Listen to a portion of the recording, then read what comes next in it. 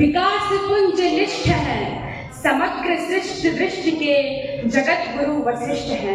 ऐसे हमारे माननीय प्रधानमंत्री जी, मंचस्थ राज्यपाल महोदया, इस प्रांगण में उपस्थित समस्त युवा शक्ति को मेरा सादर प्रणाम। विकसित भारत इस विषय पर चर्चा देने हेतु मैं यहाँ उपस्थित हूँ। हमारी मातृभूमि भारत जो मानव सभ्यता के आरंभिक 3 सहस्त्राब्दियों अर्थात 3000 वर्षों के लगभग संपूर्ण कालखंडों में विश्व की सबसे समृद्ध अर्थव्यवस्था रही। हमारी मातृभूमि भारत जिसकी सिंधु सभ्यता का शोर मेसोपोटामिया और मिस्र ने सुना, आज वही भारत फिर से जाग उठा है सिंधु सभ्यता की भव्यता के साथ, विक्रमादित्य के विक्रम और चाणक्य की बुद्धि विवेक के साथ जाग उठा है भारत मेरे, आपके, हम सभी के भीतर।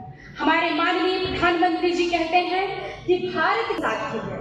एक और जहां हमारे इस देश को उज्जवल भविष्य की ओर ले जाने के लिए भारत सरकार स्किल इंडिया, स्टार्टअप इंडिया जैसे युवाओं ने local for vocal, make in India जैसे अनेक सिद्धांतों पर चलकर इस देश को आत्मनिर्भर और उज्जवल भविष्य की ओर ले जाने के लिए अपना महत्वपूर्ण योगदान दिया।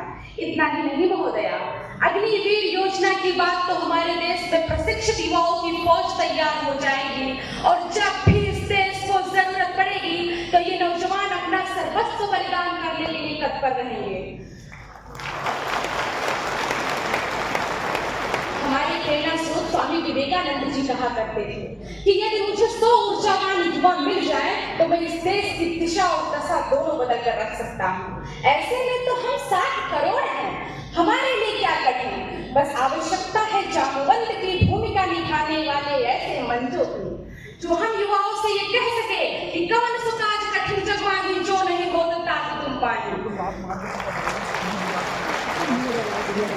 बस आवश्यकता है प्रत्येक युवा को ये जानने की कि वह क्या कर सकता है। जिस भी युवा को अध्यात्म में रुचि हो वो धर्म का प्रचार करे, शास्त्रों से परिपक्व युवा सरोजनी नायडू बनकर भारतीय संस्कृति को विदेशों में परिचित करे, तकनीक जानने वाला युवा अब्दुल कलाम बने, IIT भारत के लिए खेले। यदि कोई हेमा दास दौड़कर नारी सशक्तिकरण का उदाहरण देती हुई स्वर्ण पदक जीते तो वो भारत के लिए जीते।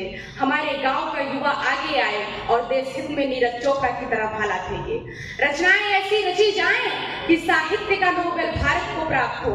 हम शिष्टाचार यूं अपनाएं कि जापान से पहले भारत का नाम हो। पर्यावरण संरक्षण के साथ अतिथि देवो भव की भावना को जागृत करने की आवश्यकता